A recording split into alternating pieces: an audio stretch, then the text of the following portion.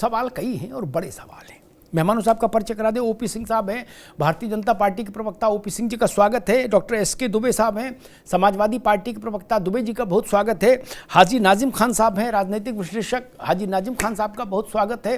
अरविंद सिंह जी हैं, राजनीतिक विश्लेषक, अरविंद जी का बहुत स्वागत।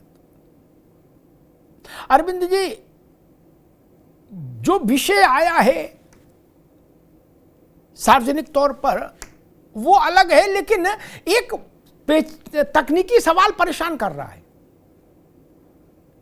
जब रिपोर्ट गोपनीय है तो रिपोर्ट में क्या है, ये कैसे बाहर आया? नहीं, लेकिन जो बाहर आया है वो चौंकाने वाला है, उस पर बहस होनी चाहिए, उस पर विमर्श होना चाहिए। Yes, I do agree. लेकिन अगर तकनीकी तौर पर कहा जा रहा है कि ये रिपोर्ट गोपनीय है, तो वो रिपोर्ट का अंश कैसे बाहर आया? अरविंद जी। देखिए अमिताभ जी, मैं आपके इस बात से सहमत हूं कि जो चीज गोपनीय है वो बाहर नहीं आनी चाहिए। अब कैसे आई है, क्या आई है, ये तो सरकार बता सकती है, और नहीं तो मीडिया के वो लोग बता सकते हैं जो रिपोर्ट कर रहे हैं कि क्या क्या चीजें उसमें है। मैं एक दूसरी बात कहूंगा। देखिए, जो दावा किया जा रहा है कि संभल में हिंदुओं का बड़े पैमाने पे पलायन हुआ है, मैं तो अमिताभ जी कहूंगा ये कोई नई घटना नहीं। भारत के भूभाग पर ये घटनाएं हजारों वर्षों से घटित होती आ रही, और जो कट्टर इस्लाम है या इस्लाम है, उसमें ये बात बिल्कुल क्लियर कट है कि बाकी धर्मों के लिए, बाकी मजहब वालों के लिए कोई स्थान नहीं है। इस्लाम में भाईचारा का मतलब होता है केवल और केवल मुस्लिम भाईचारा। और मैं, ये मेरा वाक्य नहीं है अमिताभ जी, मैं जब कह रहा हूं तो बाबा साहब डॉक्टर भीमराव अंबेडकर को कोट कर रहा हूं। वो अपनी पुस्तक पाकिस्तान और पार्टीशन ऑफ इंडिया में लिखते हैं, मैं उनको कोट करता हूं, the brotherhood of Islam is not the universal brotherhood of man, it is brotherhood of Muslims for Muslims. और ये एक और जगह दर्ज है, उसका नाम है complete works of doctor Bhimrao Ambedkar. ये पब्लिश हुई महाराष्ट्र सरकार के द्वारा। तो इन दोनों जगह उल्लिखित है। बाबा साहब भी मानते हैं कि कट्टर इस्लाम में बाकी मजहबों के लिए जगह नहीं है, उसका ये उदाहरण है। देखिए, अफगानिस्तान में कभी 100% हिंदू होते थे, इस्लाम आया, आज हिंदुओं की संख्या 0 है। पाकिस्तान में जब विभाजन हुआ, हिंदू 20% था, आज 2%। भारत के अंदर आइए तो कश्मीर में मुस्लिम भाइयों ने अपने ही खून के रिश्ते वालों को, कश्मीरी पंडितों को बाहर निकलने के लिए मजबूर किया, और मस्जिदों से आवाजें आई अल्लाहू अकबर के साथ कि अपनी बहन बेटियों को छोड़ के कश्मीर पंडित तुम बाहर निकल जाओ। ये भी रिपोर्टेड है। कैराना की घटना भी उसी श्रृंखला की एक कड़ी है। लेकिन मैं एक चीज और मानता हूं, किसी भी धर्म में सारे लोग बुरे नहीं होते।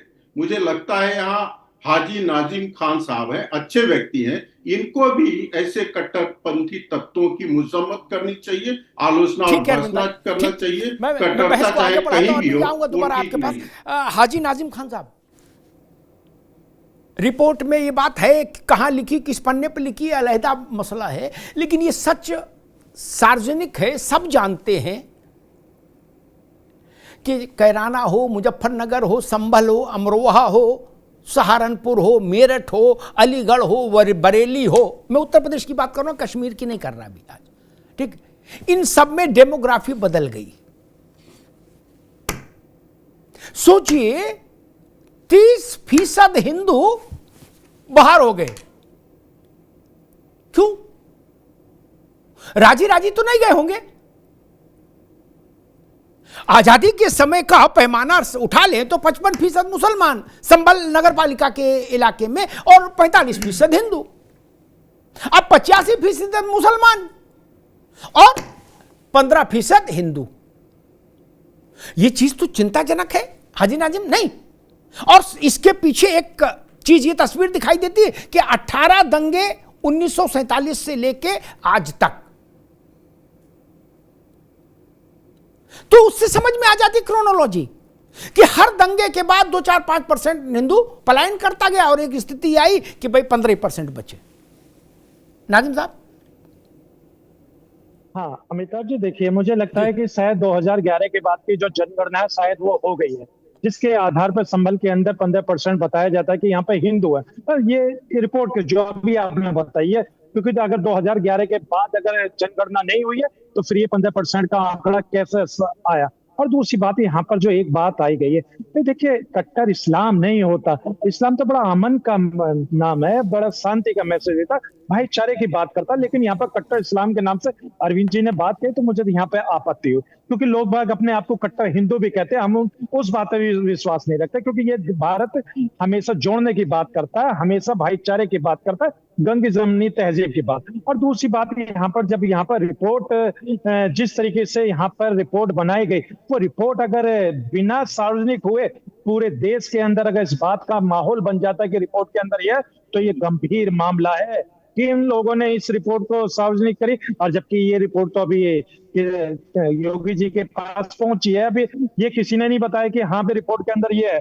लेकिन फिर भी इस तरीके का माहौल बनाना देश के अंदर, तो मुझे लगता है कहीं ना कहीं गंभीर मामला है। और दूसरी बात, यहाँ पर देखिए योगी जी ने जिस तरीके से यहाँ पे कहा था कि भाई जांच होनी चाहिए, तो हम लोगों की एक उम्मीद जागी थी मुरादाबाद को भी लेकर कि मुरादाबाद में भी जांच होगी। फिर उसके साथ साथ हम लोगों को मेरठ के मलियाना की भी फिक्र हुई थी कि शायद यहाँ पे भी जांच होगी। तो देखिए हम लोगों को लगता है कि जब यहाँ पे भी जांच होगी तो यहाँ जो मुस्लिम समाज के साथ जिस तरीके का माहौल बना, जिस तरीके से मुस्लिम समाज को मारा गया, तो शायद उनके जो पीड़ित परिवार है उनको भी इंसाफ मिलेगा। और अमिताभ जी, एक बात बड़ी गंभीर है यहाँ पर, जिस तरीके से ये कहा गया कि भाई यहाँ पे अगर पुलिस प्रशासन न होता तो यहाँ पे हिंदुओं को मार दिया जाता।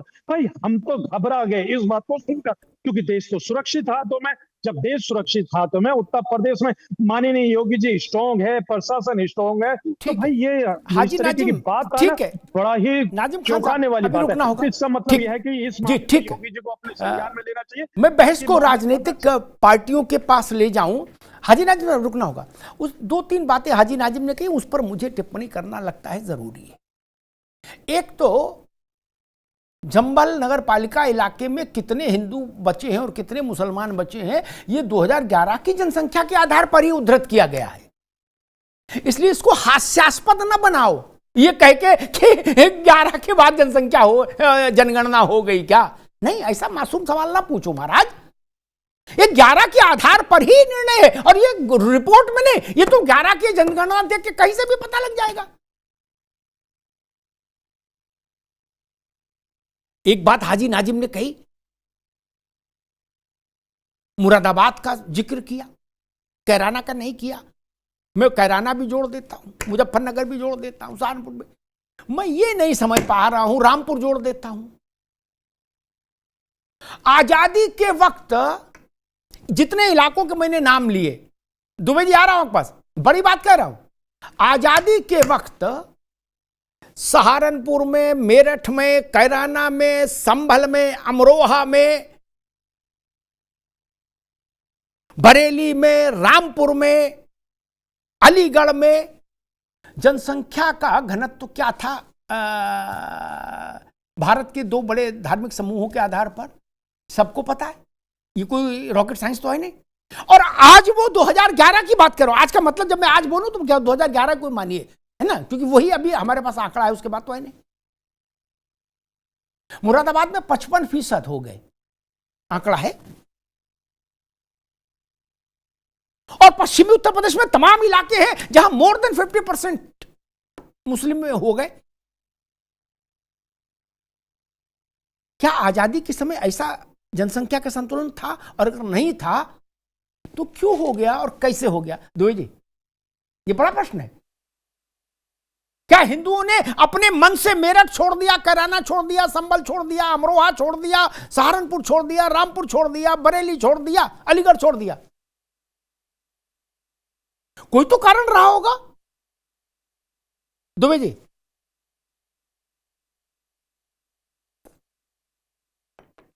जी,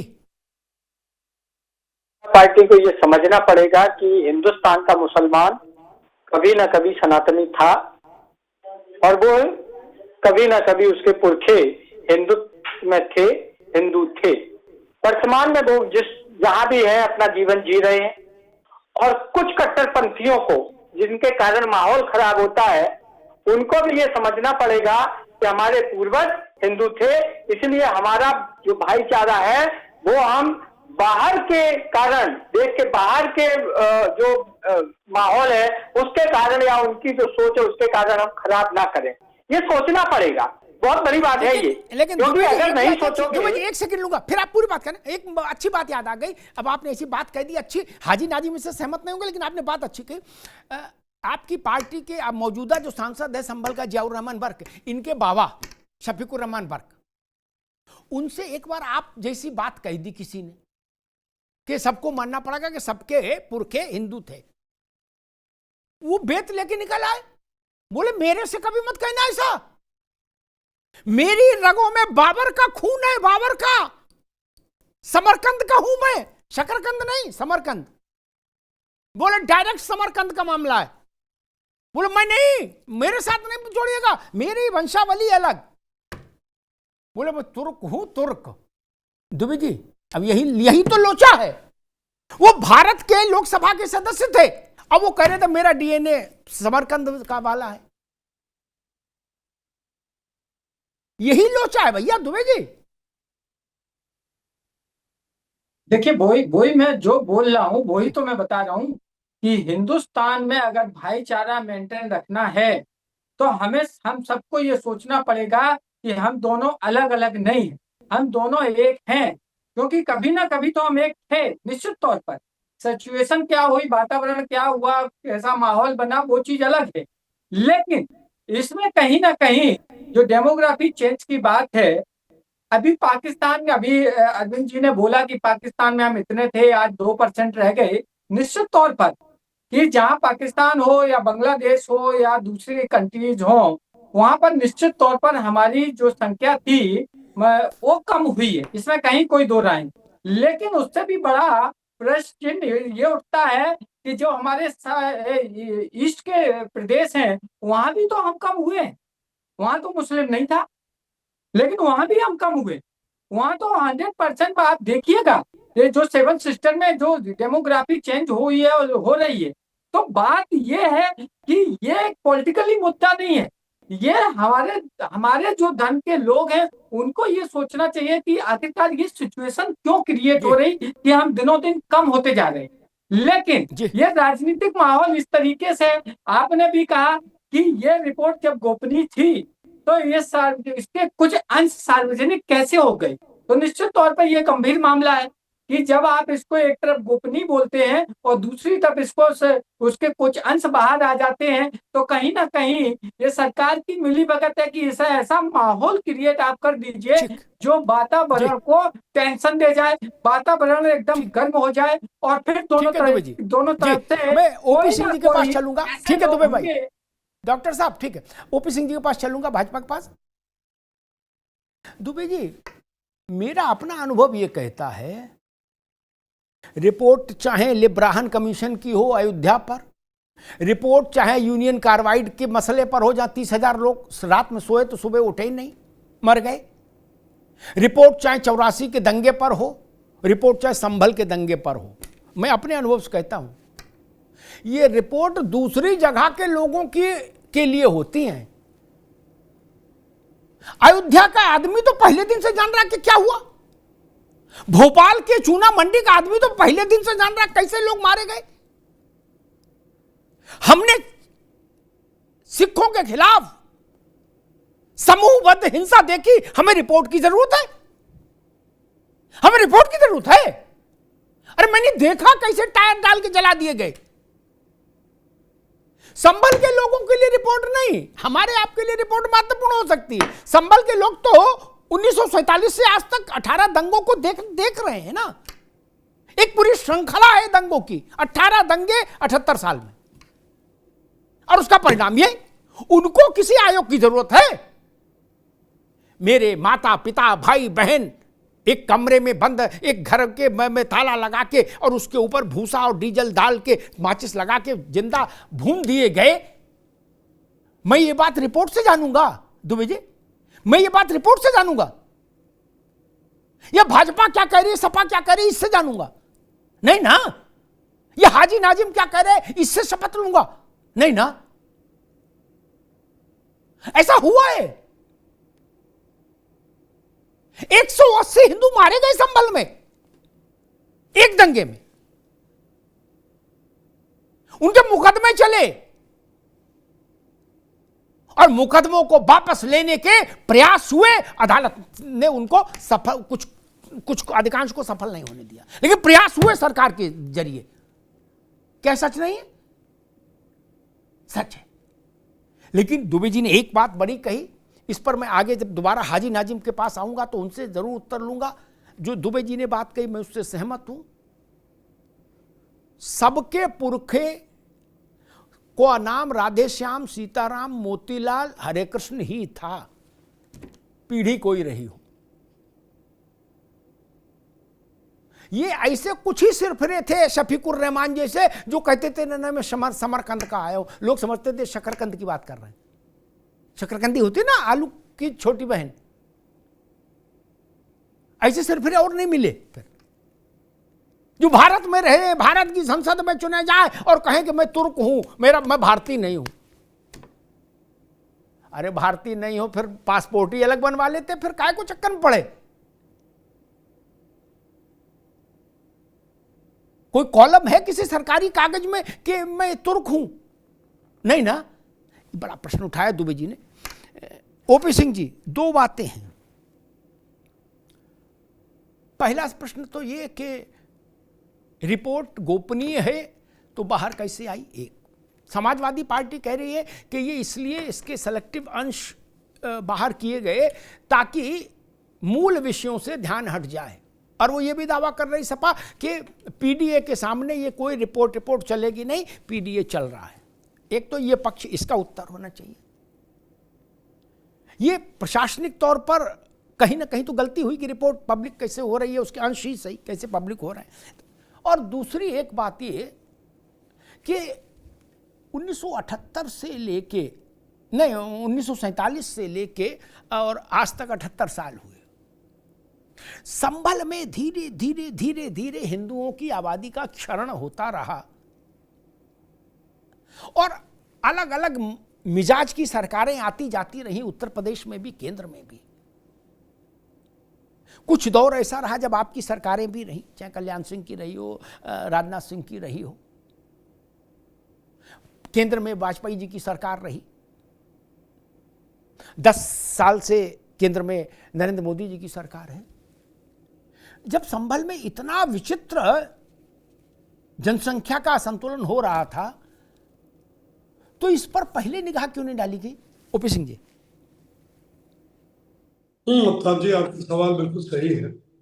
यह सवाल आपका है कि जब रिपोर्ट 3 न्यायिक आयोग के सदस्यों ने 450 पेज की अपनी रिपोर्ट आज मुख्यमंत्री जी को सौंपा तो बाहर कैसे है? इसके बारे में मैं आपको कुछ विस्तृत बता नहीं सकता। हमने भी सोशल मीडिया पर देखा, और अगर उस रिपोर्ट को माइनस कर दिया जाए, मान लीजिए कि रिपोर्ट को हमने माइनस, हम रिपोर्ट पर जाते ही तो आप संभल की सच्चाई, आप ये बताइए कि अयोध्या, काशी, मथुरा, सोमनाथ, किसको रिपोर्ट के बारे में पता? जनता को कुछ रिपोर्ट, हमको भी पता नहीं क्या रिपोर्ट, किसकी रिपोर्ट क्या, लेकिन उसकी सच्चाई क्या है वो बच्चा बच्चा जानता है। और वही स्थिति संभल की है। आप ये बताइए आबादी का संतुलन क्यों हुआ? और ये रिपोर्ट जो आई है, देश की आजादी 1947 में हुई तो नगर पालिका बनी और उसमें ये आबादी दर्ज है कि हिंदू 45%, मुसलमान 55%। 2011 की जनगणना के मुताबिक, हम इधर के छोड़ दीजिए, अब 2011 की ही मान लीजिए, तो 2011 की जनगणना के हिसाब से हम 30% घट गए, हम 45 से 15 हो गए, और भाईजान जो है वो 55 से 85 हो गए। तो यह असंतुलन तो रिपोर्ट को माइनस करके है। यह भी रिपोर्ट माइनस करके है कि आजादी के बाद अब तक केवल संभल में 18 दंगे हुए, 73 दिन कर्फ्यू रहे, 213 लोग मारे गए। 29 मार्च 1978 को होली के बाद जो छींटा पड़ गया था मस्जिद पर, दीवार पर, उस दंगे में 184 लोग मारे गए। दंगे में 184 मारे गए, वो कौन लोग मारे गए? सब के सब हिंदू मारे गए। एक भी मुसलमान नहीं मरा। ये सब तो सच्चाई है। ये भी सच्चा, हम उस रिपोर्ट को माइनस करते हैं। हम ये भी करते हैं कि संभल में 68 कूप, तीर्थस्थल और 19 कूप मिले जो कब्जे थे। मंदिर पर दीवार खड़ी कर दी गई थी जो हटाया गया, ये भी सच है। हम रिपोर्ट में नहीं जाते, हम इस पर भी जाते हैं कि मुलायम सिंह सरकार के पहले जहां जामा मस्जिद है वहां हरिहर मंदिर था और हिंदू महिलाएं और पुरुष वहां मुंडन करने और नपरास करने जाते थे। उसी तरह से जाते थे जिस तरह से काशी में बाबा विश्वनाथ मंदिर का जो भाग मुलायम सिंह ने बंद कर दिया था। आप कहते हैं कि जो है वो 1947 में जो जैसे था, तो जो जैसे था तो मुलायम सिंह ने संभल में क्यों बंद किया, क्यों हुआ? और असंतुलन आबादी का वही होता है जहां असुरक्षा। यह बात 100% सही। हमको अगर असुरक्षा है तो हम लखनऊ से भाग के चले जाएंगे गाजीपुर। संभल में यही हुआ, तुष्टीकरण की राजनीति और दंगों ने और क्रूरता पूर्वक हिंदुओं की हत्या ने उनको पलायन को मजबूर किया। और संभल ही क्यों, करैना, मुजफ्फरनगर या जहां जहां हिंदू पलायन किया, क्यों पलायन किया, ये रिपोर्ट बताएगी किसकी सरकार थी और कब इनके मुकदमों को वापस लेने के लिए सरकार ने सिफारिश नहीं किया और कब सरकार तुष्टीकरण की राजनीति के तहत इनके साथ नहीं खड़ी हुई। और 22 नवंबर को, मैं रिपोर्ट को माइनस करता हूं, 22 नवंबर 2024 को क्या यह बात सामने नहीं आई है कि वर्क साहब ने जो कहा है कि जो उन्होंने कहा है कि ये देश हमारा है, जमकर मुकाबला करो, इन्हें बुला लो, उन्हें बुला लो। ये फोन में रिकॉर्ड है, ये संभल की रिपोर्ट की मैंने एक भी बात नहीं किया, ये उन्होंने भड़काया नहीं। ये बात सच नहीं है कि इतनी जो सर्वे रिपोर्ट कोर्ट के आदेश पर जो टीम गई थी, अचानक हजारों की संख्या में लाठी, डंडा, तलवार, बल्लम, पत्थर लेकर के कहां आ गए। और ये भी सच है कि अगर हिंदू मोहल्ले में पुलिस मौजूद न होती उस समय पुलिस की हिम्मत नहीं पड़ी उस इलाके में जाने की, तो हिंदुओं का वैसे ही कत्लेआम होता जैसे भाई 29 मार्च 1978 को हुआ था। ये हम रिपोर्ट की बात, रिपोर्ट आएगी, विधानसभा के पटल पर रखी जाएगी, तुष्टीकरण वाले चिल्लाएंगे और उस रिपोर्ट के आधार पर, मैं बता रहा हूं, सुनिए, उस रिपोर्ट के आधार पर संभल में कार्रवाई हो। 68 हेक्टेयर जमीन जो सरकारी थी, जो इनकी नहीं थी, इन्होंने कब्जा किया, उसको मुक्त कराया कि नहीं कराया? उस जमीन पर आज काम हो रहा है कि नहीं हो रहा? वो जो कूप और तीर्थस्थल जो थे वो मुक्त कराए गए कि नहीं कराए गए? मंदिर का आता हूं दोबारा, मैं आपके पास आता हूं। हाजी नाजिम साहब, एक बड़ी बात दुबे जी ने कही थी कि शफीकुर रहमान जैसे कुछ लोगों को हटा दीजिए जो कहते थे कि मेरा डीएनए समरकंद वाला है, ओरिजिनल, अन्यथा सबके पुरखे राधेश्याम, श्यामलाल, मोतीलाल, हीरालाल यही हैं। आप सहमत हैं इस बात से? क्योंकि बाबर के साथ घोड़े और गधों पर बैठ के इतने लोग थोड़े ना आ सकते थे। हाँ अमिताभ जी, देखिए सबसे पहले मैं आपको मुबारकबाद देना पेश भूल गया था। सबसे पहले आपको यौम पैदाइश की तहे दिल से मुबारकबाद। धन्यवाद। आज आपका जन्मदिन है, मुझे पता चला, तो उसके लिए आपको बहुत बहुत मुबारकबाद। अल्लाह से दुआ करता हूँ कि आपकी उम्र और सेहत में अल्लाह हमेशा बरकत रखे। और देखिए बात जब यहाँ पे आ जाती है अमिताभ जी कि भाई यहाँ पर हमारे पूर्वज, अल्लाह का शुक्र है, देखिए बड़े फख्र से कहता हूँ कि भारतीय मुस्लिम हो। अब देखिए यहाँ पर जिस तरीके की यहाँ पर दुबे जी ने कही है कि भी तुम्हारे जो पूर्वज हिंदू रहे होंगे, लॉजिकल बात है। उन्होंने कहा भारत में जो मुसलमान है उसकी चौथी, पांचवी, छठी, सातवीं, आठवीं पूर्व की पीढ़ी हिंदू थी। आप इस थीसिस से सहमत है कि नहीं, बस इतना बताओ।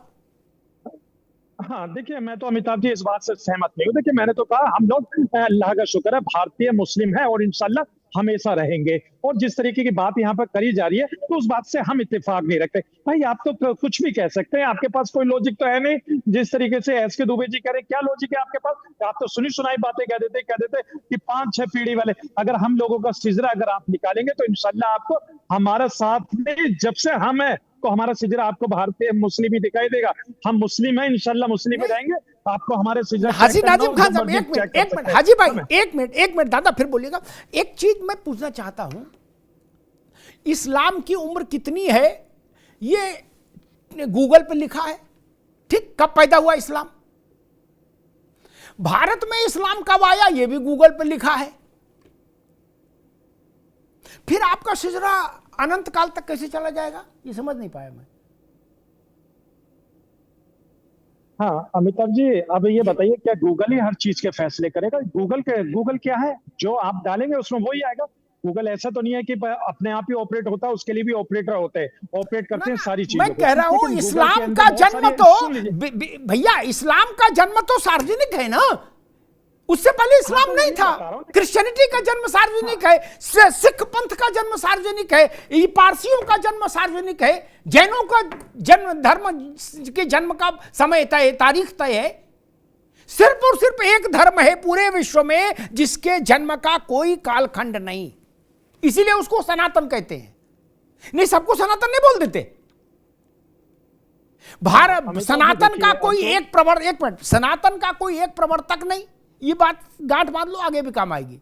सनातन की कोई एक किताब नहीं, सनातन के कोई डेट ऑफ बर्थ नहीं। बाकी सब धर्मों के पास ये तीनों चीजें हैं, एक प्रवर्तक है, एक किताब है, जन्म की एक तारीख है, सब पर लागू है। हाजी नाजिम साहब। हाँ अमिताभ जी, देखिए अभी आपने कहा कि मजहब इस्लाम कब से आया है, तो मैं आपको बता दूं, जब से ये दुनिया बनी है जब से ही मजहब इस्लाम है, क्योंकि इसको लाने वाले बाबा आदम अलैहिस्सलाम है। और ये इस्लाम जो मुकम्मल हुआ आखिरी नबी मोहम्मद सल्लल्लाहु अलैहि वसल्लम पे इस्लाम मुकम्मल हुआ। ये कौन सी तर्क आगे कि इस्लाम अभी जन्म पैदा हुआ? हाजी साहब, अगर भारत में पहली मस्जिद कब बनी? हाजी नाजिम, भारत में पहली मस्जिद कब बनी पता है?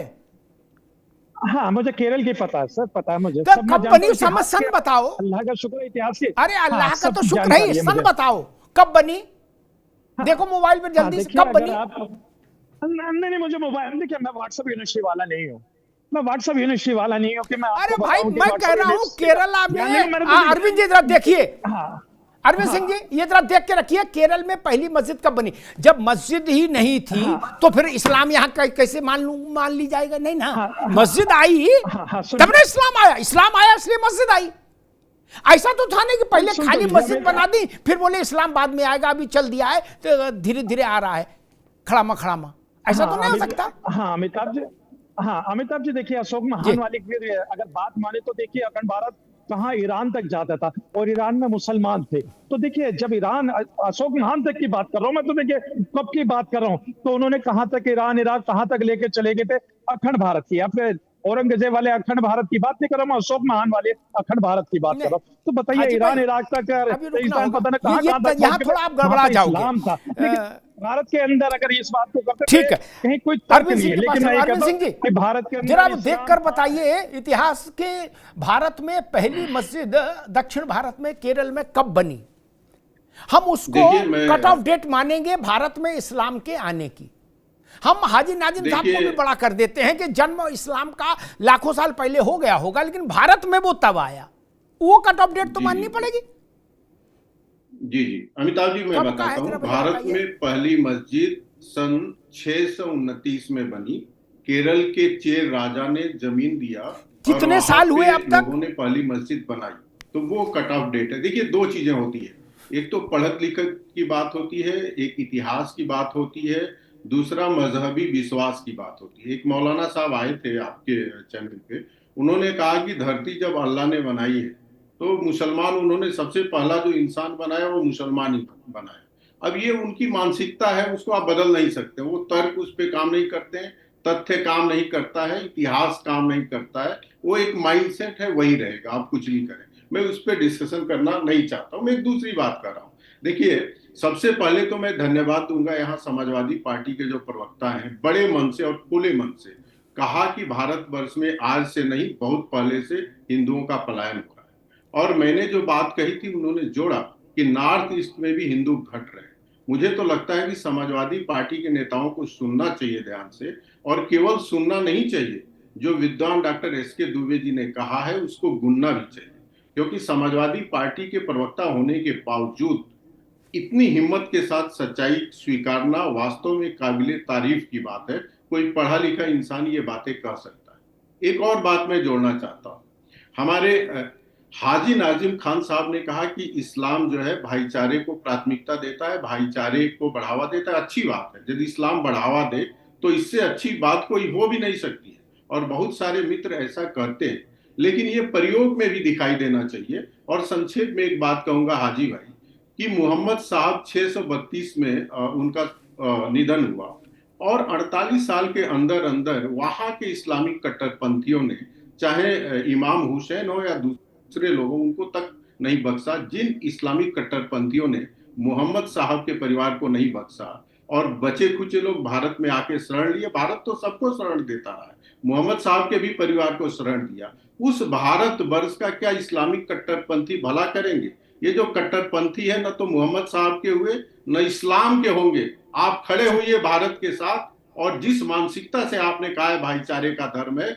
उस मानसिकता के साथ खड़े होइए और कहिए कि जहां भी इस्लाम के नाम पर, चाहे वो कश्मीर हो, जिस मस्जिदों से ये आवाजें दी गई, ये मैं जोड़ के नहीं बता रहा हूं, मस्जिदों से कहा गया कि कश्मीरी हिंदू अपने बहन बेटियों को छोड़ के बाहर जाएं, आप आलोचना करिए और कहिए वो मस्जिद जो है इबादत गाह नहीं है, और जिन लोगों ने इस्लाम के नाम पे ऐसा किया वो इस्लाम के मानने वाले नहीं है। हम किसी इस्लाम के खिलाफ में नहीं है, हम ऐसे कट्टरपंथी ताकतों के खिलाफ में हैं, जिसके कारण हजारों वर्षों से भारत में दुर्दशा वही बात, और भारत के निर्दोष हिंदू कश्मीर छोड़कर रात में जो भागे कश्मीरी पंडित दुबे जी, उनको किसी आयोग की रिपोर्ट की जरूरत है?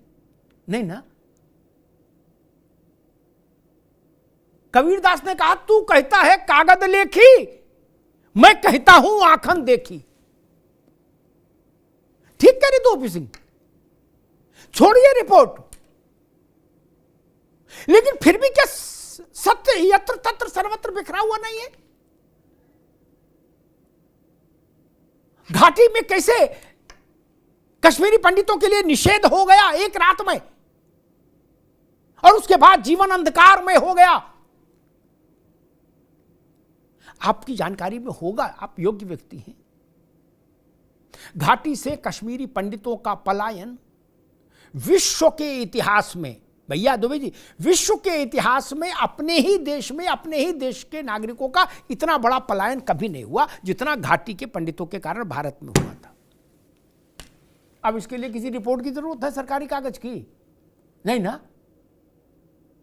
कबीर 600 साल पहले कह गए कि मैं कहता हूं आंखन देखी। अब दुबे जी, प्रश्न ये खड़ा होता है कि जो बात आपने कही वो हाजी नाजिम मानने को तैयार नहीं। वो करे नहीं जी, हमारी तो वंशावली कई लाख साल से चल रही है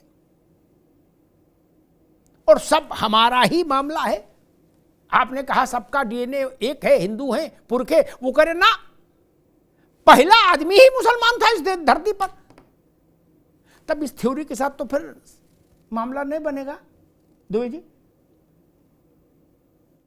देखिए, शायद नाजिम खान उन लोगों में से होंगे जो बाहर से आक्रांता आए थे, तो उनमें से होंगे, इसमें कहीं कोई दो राय नहीं। अगर इनका डीएनए हिंदुस्तानी नहीं है तो निश्चित तौर पर इनका डीएनए मुगलों के साथ आए हुए लोगों वाला होगा, तो कोई दिक्कत नहीं। लेकिन अब तुम वो भी हिंदुस्तानी बन गए हैं और उनकी भी कई पीढ़ियां हिंदुस्तान में गुजर गई हैं, तो हम उनका भी स्वागत करते हैं। हम तो हमेशा अतिथि देवो भव वाली पद्धति पे अपनाने वाले लोग हैं, तो हम उनका भी स्वागत करते हैं। मिल के रहने के लिए हम उनके साथ भी तैयार हैं, हमें तो कोई दिक्कत ही नहीं।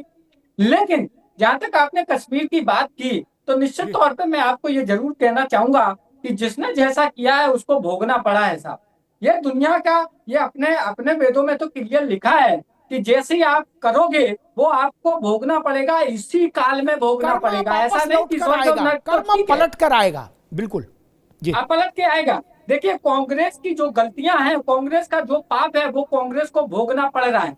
मैं निश्चित तौर पर समाजवादी पार्टी का प्रवक्ता होने के नाते बड़ी शिद्दत के साथ कहता हूं कि कांग्रेस की बहुत सारी गलतियां देश को बड़ा भारी पड़ी हैं। उसमें हिंदू और मुस्लिम दोनों समुदायों को घाटा हुआ है, लॉस हुआ है, नुकसान हुआ है, इसमें कहीं कोई दो राय नहीं।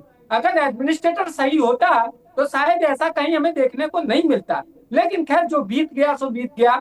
लेकिन आने वाले समय में अब कम से कम भारतीय जनता पार्टी ये जो बड़ी बड़ी डींगे बातें करती है, इसने क्या किया? आपने भी बोला कि अटल जी का साम्राज्य रहा, मोदी राज चल रहा है 10 साल से, तो इन लोगों ने क्या किया? अगर ये इतने ही बड़े हिमायती हैं हिंदुओं के, तो इन्होंने आज तक क्या किया?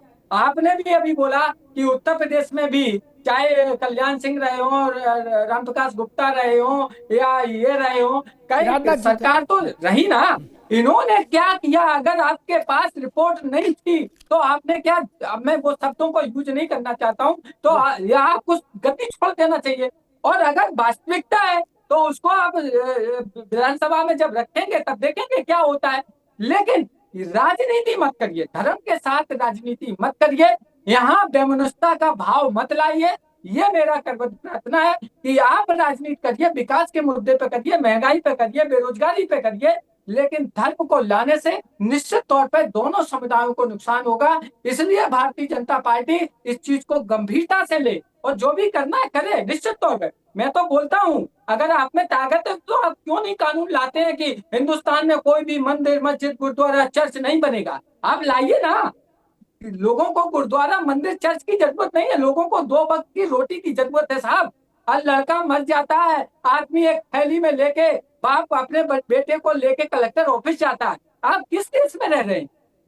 बीवी मर जाती है, मोटरसाइकिल में पीछे बांध के उसको वो घर ले जाता है, उसको एम्बुलेंस नहीं मिलती। हम किस समय में हैं? हम 21वीं शताब्दी की बात कर रहे हैं और हमारा जीवन जो है वो 19वीं शताब्दी में है। तो भारतीय जनता पार्टी के लोग 2 मुंह की जो डबल कुचलन होती है ना, उस तरीके के काम करते हैं। मैं उनसे चाहूंगा कि आप एक जो पथ लेके आए थे उस पथ पे चलिए, क्योंकि लोगों ने आप पे भरोसा जताया, लेकिन आप उन लोगों के भरोसे पे आप पूरी तरीके से खरे नहीं उतरे, ये मैं जरूर कहूंगा। इसीलिए 2027 में हमें चांस मिलेगा और हम ये करके दिखाएंगे कि नहीं, मनुष्य की जो जरूरत है, जीवन जीने के लिए जरूरतें हैं, बेसिक सिंचाई है, दवाई है, पढ़ाई है, इन पर हमारा फोकस है। ठीक। ओपी सिंह जी के पास जाऊं उससे पहले एक बात कहना चाहूंगा। सिंचाई, दवाई, पढ़ाई, लिखाई, रोजगार, खेती, गाना बजाना, तीज त्योहार, ब्याह शादी, दुबे जी, ये सब तब सुहाता है जब सुरक्षा हो। जब सुरक्षा नहीं तो काहे की दवाई और काहे की पढ़ाई और काहे का सेकुलरिज्म और काहे का राष्ट्रवाद? बताओ भैया। सटासट मारा जा रहा है, आदमी छत से नीचे टपक रहा है जैसे चिड़िया गुलेल से मरी हो। उसको किसी योजना से मतलब है? फिर ये जितनी चीजें आपने गिनाई, ये सब चीजें तब एप्लीकेबल होंगी डॉक्टर साहब जब पहले ये इंश्योर हो कि सुरक्षा रहेगी। इसीलिए मैं कहता हूं शासन की पहली शर्त है दुष्ट दलन रघुनाथ कला की। तुलसी बाबा कह गए, दुष्टों का कुछ समझाइश नहीं, दलन होना चाहिए। दलन तो आप जानते ही हो, गांव देहात से हम लोग आए, दाल को इसने मूसल से धरते, दलन होना चाहिए। नहीं वो लिखते तुलसीदास के दुष्टों को समझा सकते नहीं। कश्मीर में जब पंडित भगाए गए उस वक्त कहां कोई दवा, पढ़ाई, सद्भावना कमेटी, किसी की बात हो सकती थी क्या? नहीं ना। मुजफ्फरनगर में जब दंगा हुआ तो इन सब चीजों को कोई मतलब था नहीं। जिंदा मांस भून रहा था। संभल 78 साल में 18 बार सुलगा। एक बार तो 180 से ज्यादा मारे गए हिंदू, और ये बात मुख्यमंत्री ने सदन में कही है जिम्मेदारी के साथ। उन परिवारों के सामने हम जाके ये बताएं कि यार ये सब छोड़ो, भाईचारा वाली बात करो, तो संभव है क्या? जब तक न्याय नहीं होता तब तक स्थायी भाईचारा नहीं हो सकता। पहले फोड़ा हटे, पस निकले, सूखे घाव तो स्वस्थ होगा व्यक्ति। ओपी सिंह जी, समाजवादी पार्टी करी, बाकी सब ठीक है, लेकिन भाजपा सियासत करना चाह रही है, संभल को आगे करके राजनीति करना चाह रही है, और वो कह रहे कि 27 में भाजपा की इन्हीं कोशिशों को हम पलट देंगे और 27 में हम आ रहे हैं। एक कहावत कही गई अमिताभ जी कि पर उपदेश कुशल बहु तेरे। अगर ये दुबे जी की ये उपदेश अगर अखिलेश जी को देते शायद उनकी डेमोग्राफी बदल जाती, लेकिन वो बदलेगी। और संभल का थोड़ा सा फोड़ा इतना विशाल रूप न लेता अगर वहां तुष्टीकरण की राजनीति न होती, तो उनके इतने मनोबल न बढ़ते कि हमारे हरिहर मंदिर को कब्जा कर लेते। और केवल एक दंगे में मैं 18 दंगे की बात नहीं कर रहा हूं, एक दंगे में 184 हिंदू न मारे जाते। और अगर उनकी नीयत सही रही होती तो हम 45 से 15 न होते। जब ये देश आजाद हुआ था, धर्म के आधार पर बंटवारा हुआ था, तो इस देश में 4 करोड़ मुसलमान थे। पाकिस्तान केवल 1 करोड़ गए, 3 करोड़ से आज 30 करोड़ हो गए। और संभल जैसी बहुत जगहों पर पाकिस्तान और बांग्लादेश में हम 15 और 18 में 2 और 1.5% पर आ गए। और वही पाकिस्तान बांग्लादेश की छाया संभल पर पड़ी। हमारे मंदिरों को कब्जा, हमारे तीर्थ स्थानों पर कब्जा, हमारे कूपों पर कब्जा, हिंदुओं का खुलेआम कत्लेआम, हिंदुओं का पलायन, ये तब न होता। और आज भी हो रहा है, ये खड़े हैं। और आज हिंदू उत्तर प्रदेश में गर्व के साथ सीना तान के इसलिए खड़ा है कि योगी जी मुख्यमंत्री है और भारतीय जनता पार्टी की सरकार है, तब ये दुबे जी सीना तान के बोल रहे हैं। और नहीं तो 2017 के पहले जो आपने सुरक्षा की बात की, आज पूरे दुनिया में, भारत में अगर कानून व्यवस्था की बात की जाती है, नहीं तो क्या था, आप भी पत्रकारिता किए हैं, हम भी पत्रकारिता किए। क्या वो अतीक का जलवा, मुख्तार का जलवा, दंगों का कलवा, हत्या, लूट, बलात्कार, अपहरण, उद्योग चलता था अमिताभ जी, उद्योग।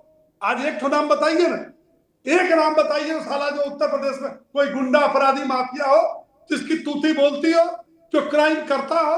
और अगर आप नाम गिनाना चाहते हैं समाजवादी पार्टी, तो आप बता दो कि 2017 से आज तक 323 का मुकदमा खिलाफ कायम हुआ।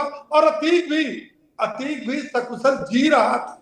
अगर वो हत्या न करता, गुंडई न करता और सरेआम न करता, तो शायद वो भी जीवित रहता। लेकिन तब भी 800 करोड़ की जमीन जो है, जो कब्जा किया था उसने, वो जो लेकर के गरीबों का मकान बना।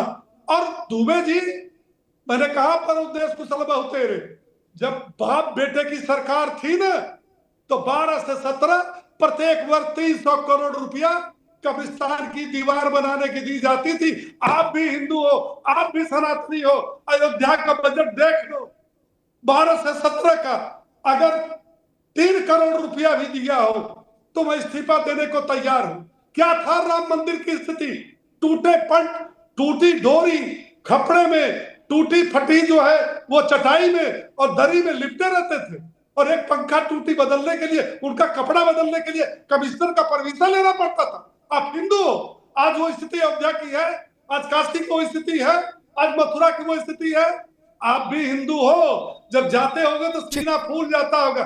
चमाचम कॉरिडोर, ये हमारी देन है, हमारी सरकार की सोच की देन। आप तो रागे तुष्टि करो। आपने जो है वो कब्रिस्तान की दीवार, सैफई महोत्सव, और इसके बाद इटावा, कन्नौज, एटा, बदायूं, रामपुर का विकास, इसके अलावा आपने किया क्या? और आज उत्तर प्रदेश में सुरक्षा का भाव है वो ड्यू टू योगी जी। और आपके सारे अपराधी या तो मार दिए गए, या तो जेल में गए, या तो पता नहीं कहां चले गए। इनका कोई बोलबाला। ओपी सिंह जी, अब रुकना होगा भाई, अब रुकना होगा। मुझे लगता है कि जब तक बुनियादी सवालों के उत्तर नहीं दिए जाते समय के द्वारा, तब तक भाईचारा, शांति व्यवस्था और ठंडी ठंडी हवाएं, इन सब की कोशिशें व्यर्थ होती हैं। कोई तो कारण रहा होगा। इस देश ने 500 साल अयोध्या के लिए बलिदान दिया, 500 वर्ष, तब ना सपा थी, ना बसपा थी, ना भाजपा थे, ना कांग्रेस थी, न आरएसएस था, ना विश्व हिंदू परिषद था, ना बजरंग दल था, ना दुर्गा वाहिनी थी। 500 साल लोगों ने प्राण दिए, साधुओं ने, संतों ने, सामान्य जनों ने। उनको भी कोई ताबीज बेचने गया होगा कि छोड़ो यार, जाने दो, गंगा जमुना कर लो, तंदूरी रोटी, रुमाली रोटी कर लो, मिक्स कर लो, मिक्स वेज। किसी ने कहा होगा बोलो भाईचारा कर लो, इधर से चारा ले लो, इधर से भाई ले लो और चलने दो। नहीं, भारत के मन ने स्वीकार नहीं किया। सरकार और पार्टी तो बहुत बात की है, 47 से तो ये सब हुआ, सरकार और पार्टी, जब से भारत आजाद हुआ। अंग्रेजों की नहीं मानी, अंग्रेजों से पहले मुगलों की नहीं मानी, कहा हम लड़ेंगे। और एक चीज मुझे याद आती है कि काशी में व्यास जी का तहखाना बंद हुआ और श्रृंगार गौरी की पूजा वर्जित की गई, निषिद्ध की गई शासन के द्वारा। वो मुकदमा चला, दुबे जी को याद दिला रहा हूं। जब मुकदमा चला तो कोर्ट ने कहा कि ये क्यों बंद की गई थी, तो दूसरे पक्ष ने कहा कि साहब ये मुलायम सिंह की सरकार के समय में सरकार का आदेश था। आदेश नहीं मिला दुबे जी कहीं कागज में। अधिकारियों ने कहा ऊपर से फोन आया था। बोले फोन का क्या लिखते? समस्या यहां पर है। और जब तक ऐसा होगा तब संघर्ष रहेगा। महाभारत कहां से पैदा हुआ? कुरुक्षेत्र कहां से जन्मा? कुरुक्षेत्र का ये मैदान, युद्ध। वो चाहते, हमारे नेता नहीं थे उस वक्त, नहीं वहां भी वो कह सकते हैं कि चुप रहो, आगे बढ़ने की सोचो, डेवलपमेंट की, भाईचारे की बात करो। लेकिन नहीं हुआ। युद्ध हुआ, विश्व का सबसे बड़ा युद्ध हुआ। और क्योंकि उसमें बुनियादी सवाल था जो मानवता के लिए उसका उत्तर अपरिहार्य था कि क्या कोई ताकतवर अपने कमजोर भाई का हिस्सा मार सकता है, वंचित भाई का? नहीं। इसका निर्णय होना था, इसलिए महाभारत हुआ। लम्हों ने खता की है, सदियों ने सजा पाई। मैं इस बात को फिर दोहराऊंगा, विषय संभल का हो चाहे कश्मीर का हो, मुजफ्फरनगर के दंगे हों चाहे शामली के दंगे हों, चाहे भागलपुर के दंगे हों चाहे भिवंडी के दंगे हों, स्थानीय लोगों को सब कुछ, पूरी फिल्म उनके अंदर पैवस्त होती है दुबे जी। ये अखबार, ये टीवी, ये रिपोर्ट, ये सब बाहर के लोगों के लिए है। जिस पर बीती है उससे ज्यादा प्रत्यक्षदर्शी और कौन होगा? इसलिए मैंने कहा कि फोड़े गैंग्रीन हो जाएं तो बड़ा संकट हो जाता है। इसलिए फोड़ों की चिकित्सा होनी ही चाहिए।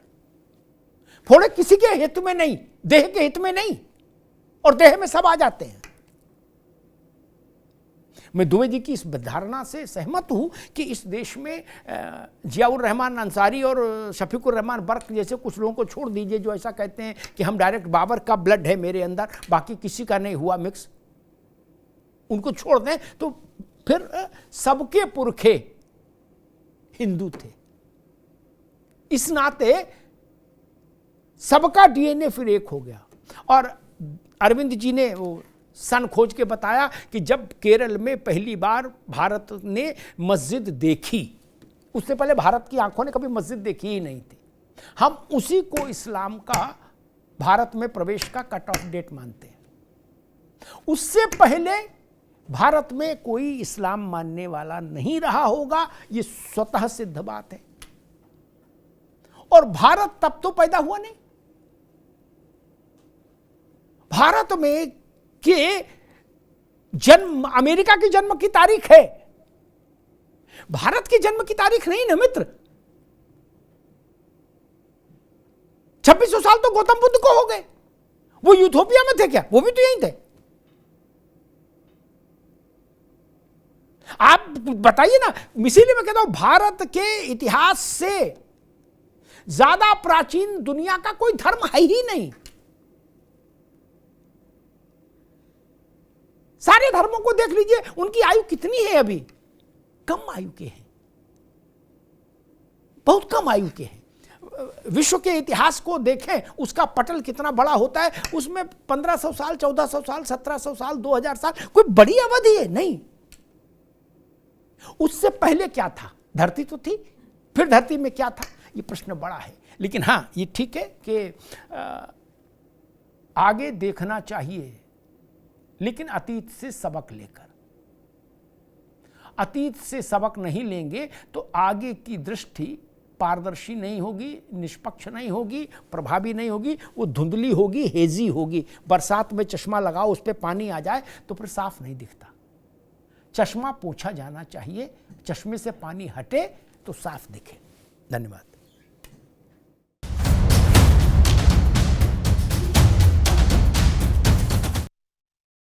अब उत्तर चाहिए ब्रॉट टू यू बाय आरप्योर का हल्दी मसाला, मिर्च धनिया करे कमाल, सबका राजा आरप्योर मसाला।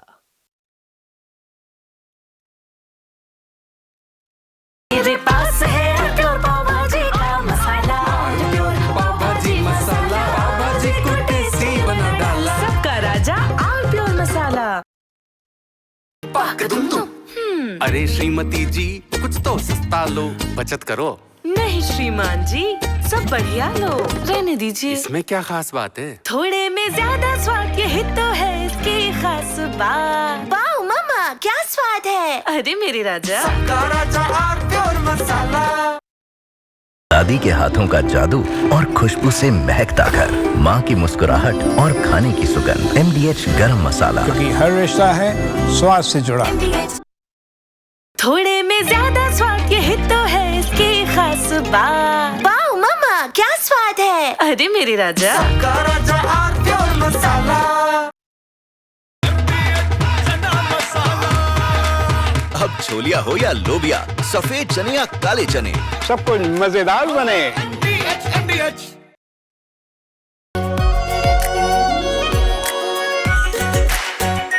आरप्योर शाही paneer masala, delicious, healthy everyday.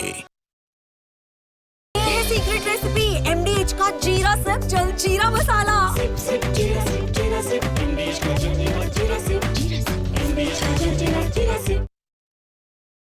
तो सस्ता लो, सब बढ़िया लो, इसमें क्या खास बात है? थोड़े में ज्यादा स्वाद, यही तो है इसकी खास बात। सबका राजा आरप्योर मसाला।